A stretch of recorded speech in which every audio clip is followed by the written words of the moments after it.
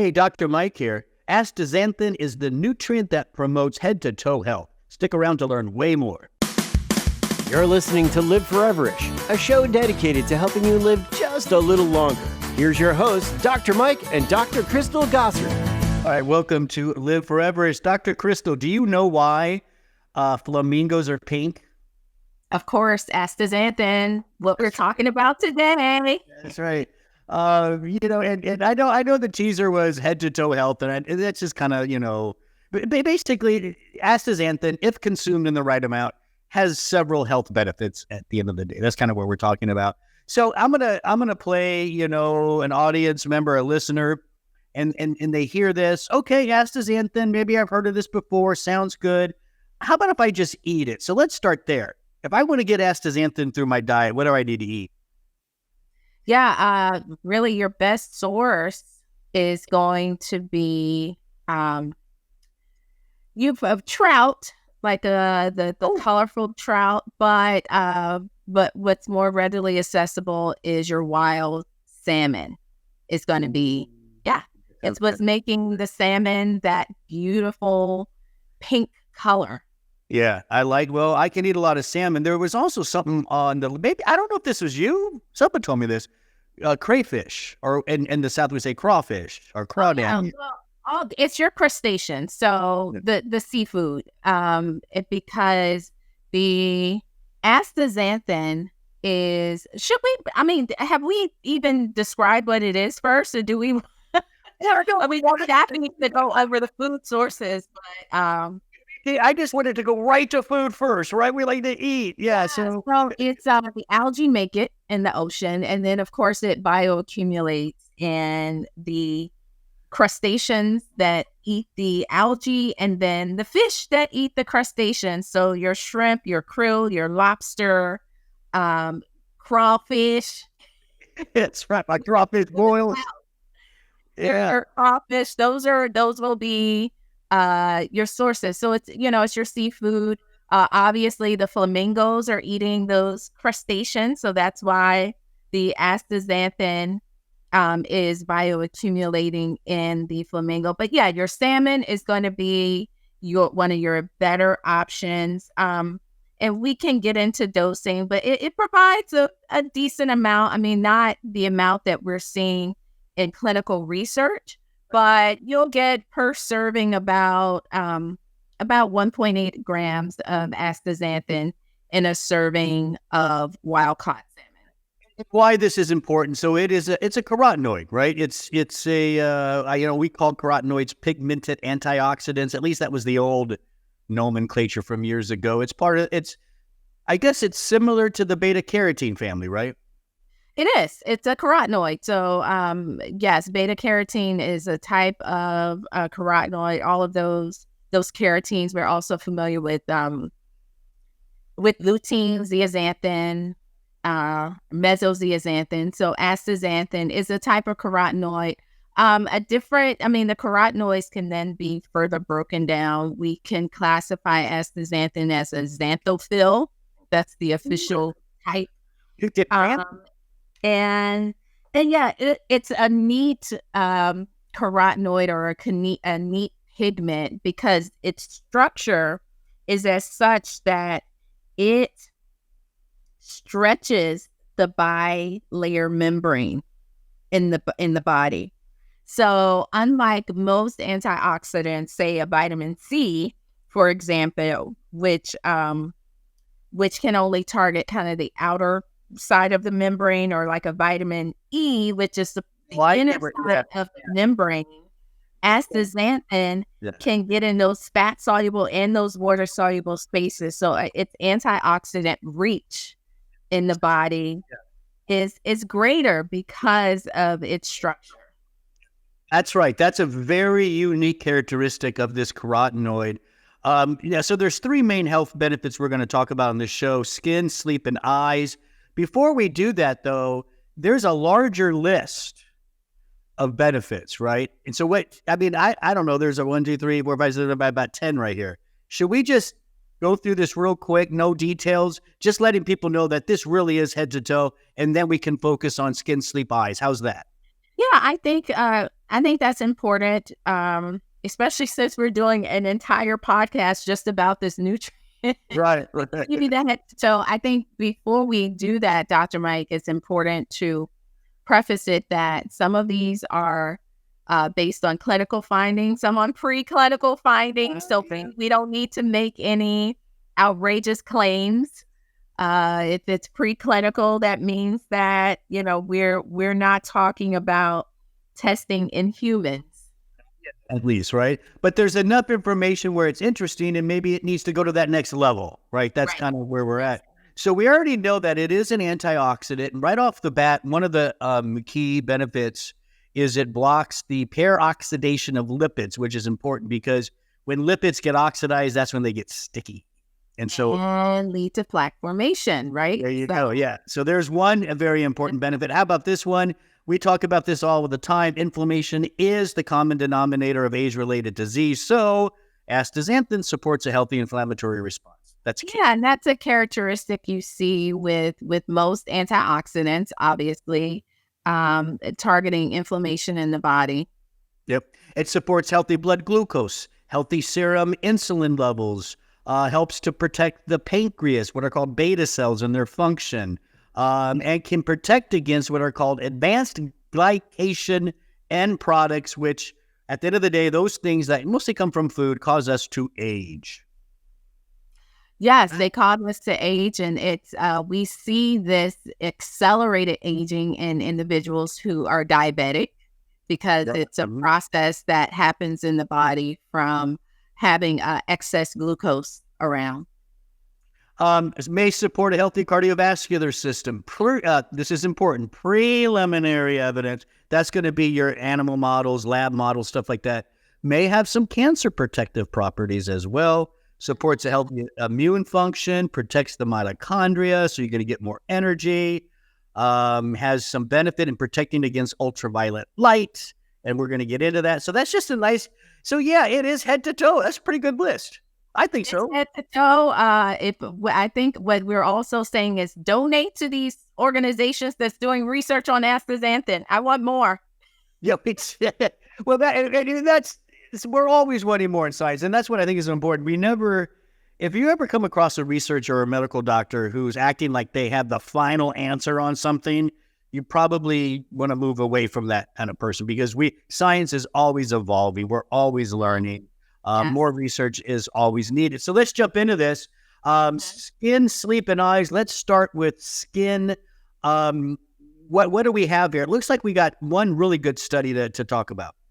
We do. One study, the participants received about 4 milligrams of astaxanthin or placebo for 10 weeks. And again, going back to those food sources, remember one serving of salmon is going to give you about 1.8 grams. So we're looking at 4 grams here in this study, 10 weeks.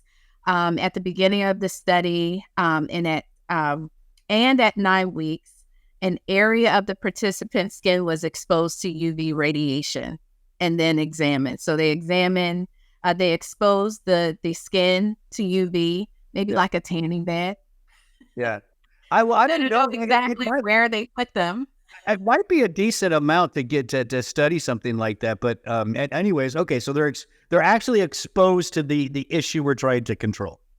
Right. And so the participants who received the astaxanthin, because remember it was, some of the participants did, some did not, because it was a randomized control study. The ones that had the astaxanthin were able to experience a greater amount of UV exposure before their skin reddened in comparison with the placebo group. So how does this translate to your vacation days in the Bahamas laying out in the sun? Yeah, I should take some astaxanthin. Yes, I mean, you can always see when you're on vacation, the ones, at dinner time, at the resort, and they are just red. Yeah. They overdid it.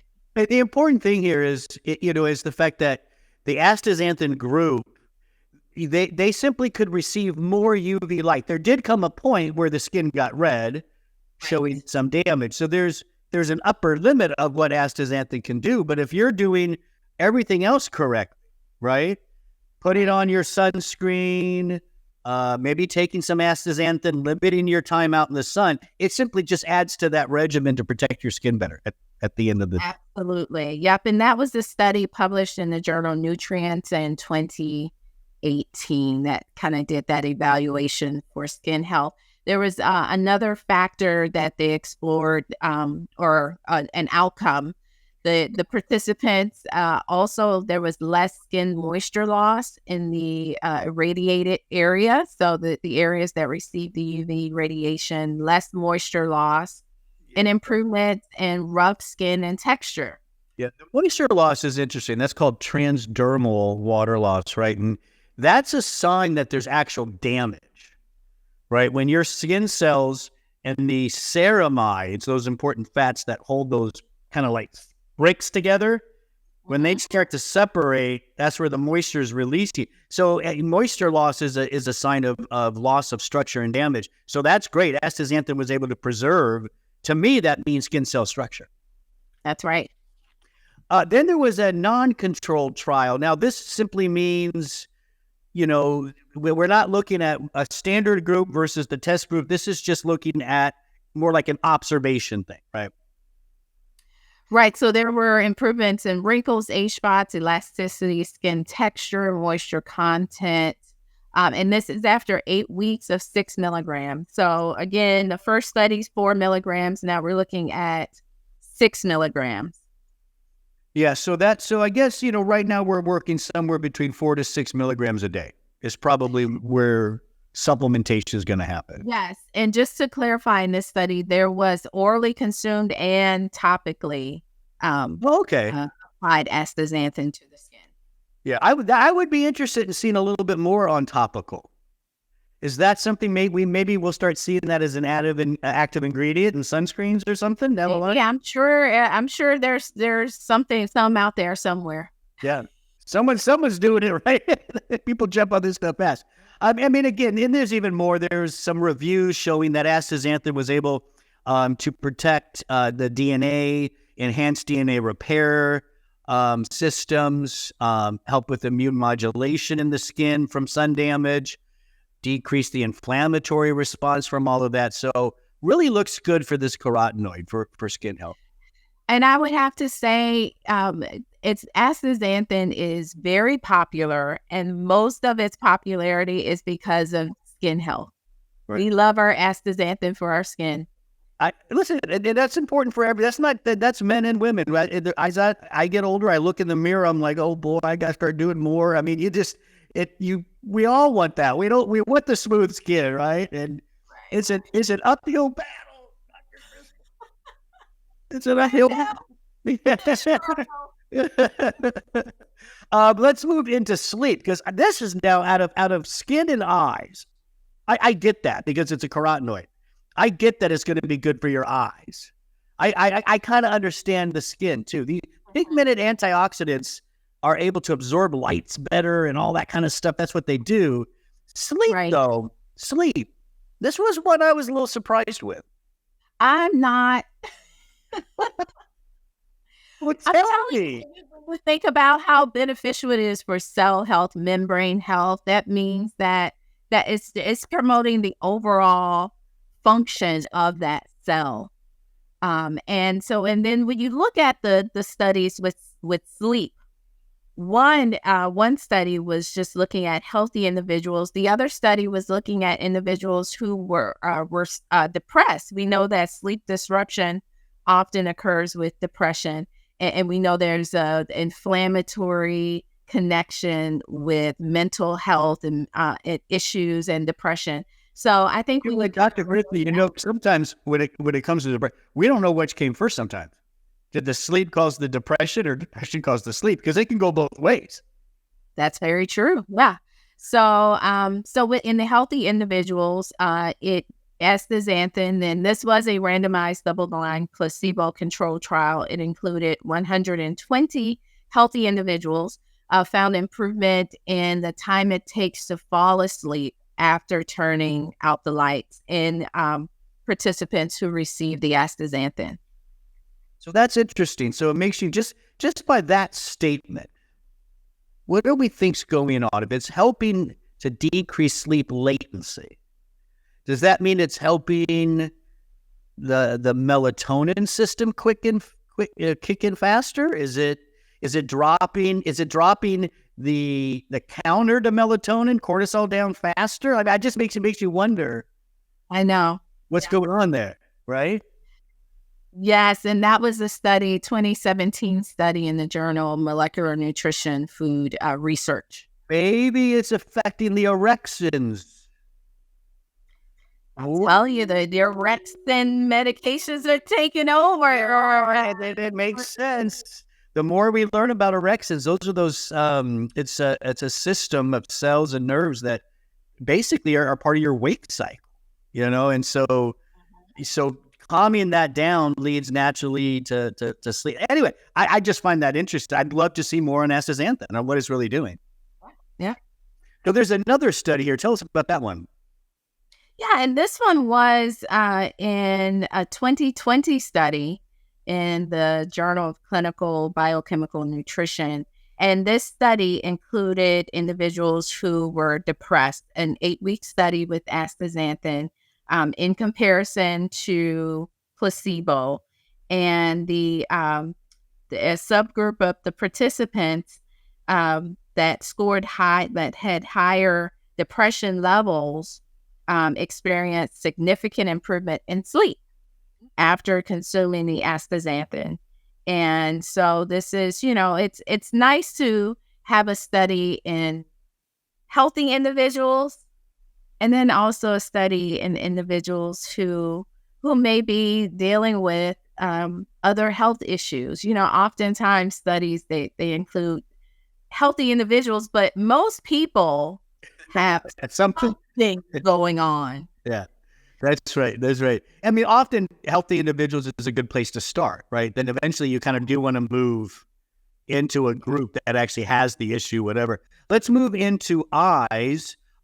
There was one study here that caught my attention. It was about eye strain, because I know that's becoming a big issue. That was my introduction to astaxanthin, Dr. Mike. Eye strain.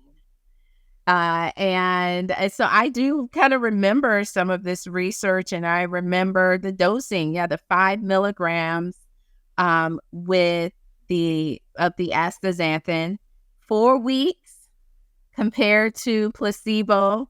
And in these individuals, this was a control trial, randomized control trial. The individuals stared at screens all the time. And at that time, well, I still stare at a screen all the time. Dr. Crystal. I feel like at that point in my life, I stared at screens more than I do now. I don't know. Maybe I'm staring the same amount of time, but it stood out to me, that the eye strain comes with a host of other symptoms, like the dry, irritated eyes, tired eyes, feel like you always rub, like you're always feeling like you're doing you're rubbing your eyes to make them feel better, and then there's some blurriness here and there, just not quite focused as good as it could be. Yeah, so I thought that was great, eye strain. Now it's not just that. There's also some research showing near vision issues and far vision issues, right? Right. And so this study, the participants reported improvement in difficulty seeing near objects. Yeah. Eye strain and blurred vision. So, and that's you're getting old. I have my papers here, and you're like now holding the paper out away from you. It's true. You catch yourself doing it for the first time in a restaurant with a menu. You start doing this, you're like, oh, that's what my dad does. Tell us about this one. What kind of improvements did we see? Yeah, so there was just improvements in the difficulty seeing those near objects. And then there was another study with 60 middle-aged and older individuals. This one, 6 milligrams. So we're seeing 4, 5, 6. I'm making sure we go over the dosing as well as the duration in these studies. 6 milligrams twice per day. So that's 12. That was up there. Okay, that's different. That's the highest one we've seen. right?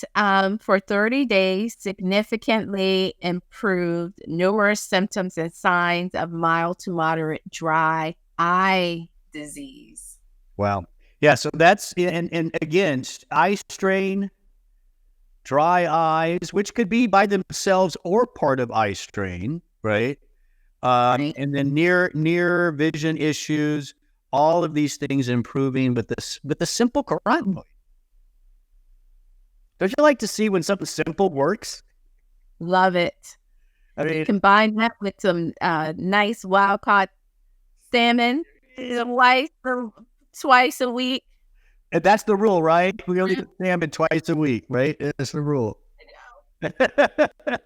Now there is another study. This was not in humans. This was in mice. But I think it's important to mention because these mice were bred to actually develop type 2 diabetes.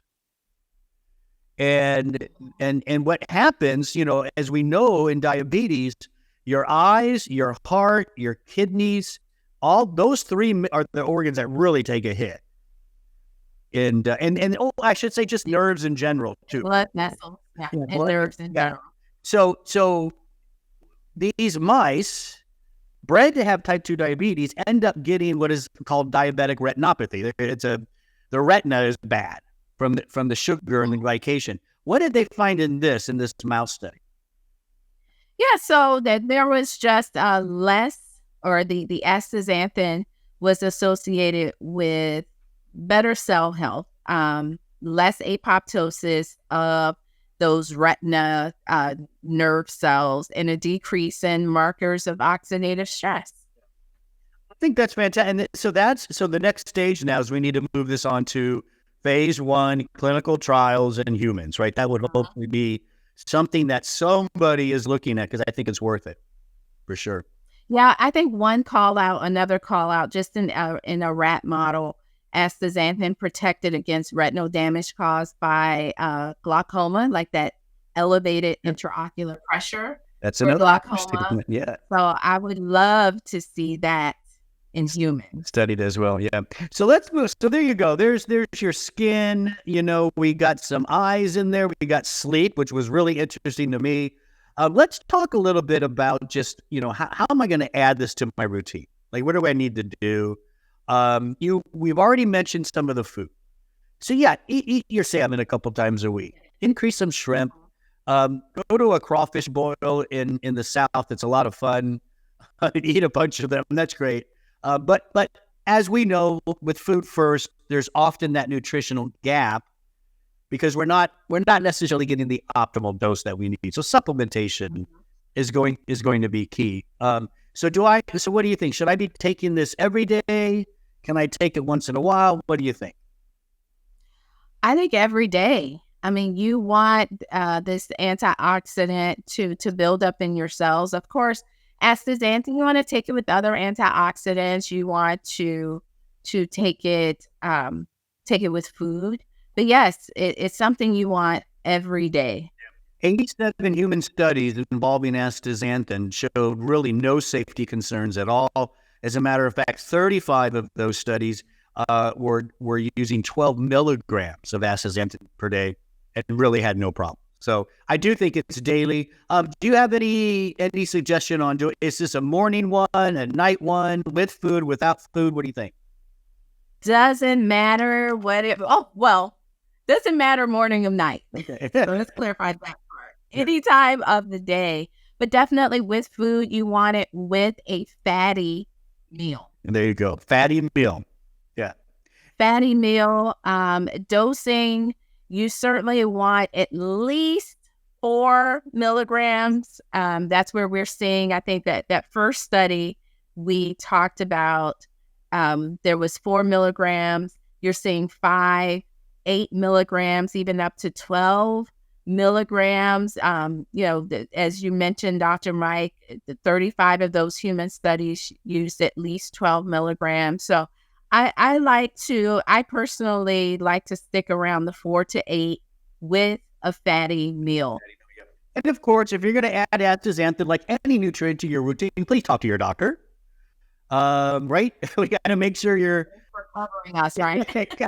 It's not. It's just that's the normal disclaimer. People know that, but yeah, of course, talk to your own doctor about that because you might want to do more based on your personal issues, and your doctor's going to know that better, not us. So That's right. talk to your doctor.